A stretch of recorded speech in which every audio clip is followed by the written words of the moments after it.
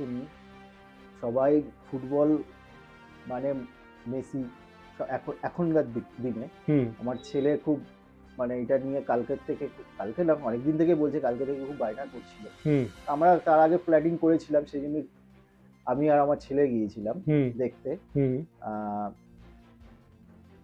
কিন্তু মানে এত খারাপ সিচুয়েশন হবে হুম এটা মানে ভুলেও ভাবিনি, বিশেষ করে এরকম একটা বাচ্চাকে নিয়ে ওই জায়গাটায় যাওয়ার পর যে সিচুয়েশন তৈরি হয়েছিল। হুম ওখানে তো আমরা গিয়েছিলাম মেসিকে দেখতে, হুম কিন্তু মেসিকে আমরা কম দেখেছি উপরি পাওনা বলবো হুম আমাদের কাছে।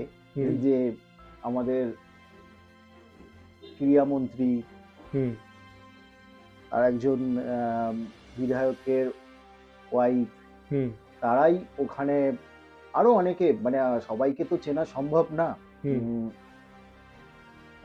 তাদেরই কেউ হবে হয়তো, হুম মানে রিলেটিভ বা এখনকার যারা রুলিং পার্টির কর্মকর্তা হবে, হুম হুম তারাই পুরো আহ, মেসিকে কি বলবো, মানে যেখানে মেসি সেখানে প্রায় শখানিকের ওপর হুম এই লোকগুলো গার্ড করে নিয়েছে।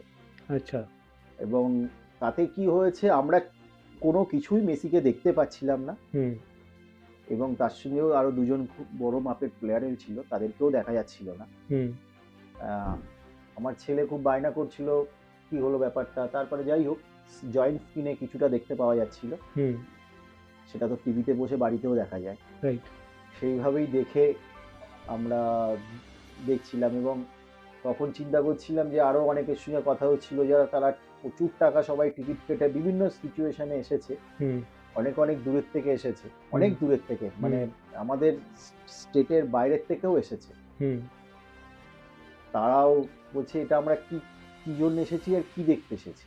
হুম সবাই খুব আপসেট।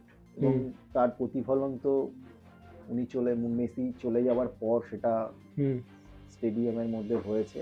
হুম এবং এটার জন্য উদ্যোক্তা এবং উদ্যোক্তাদের সঙ্গে যারা আছে, হুম তারা তো মেনলি দায়ী।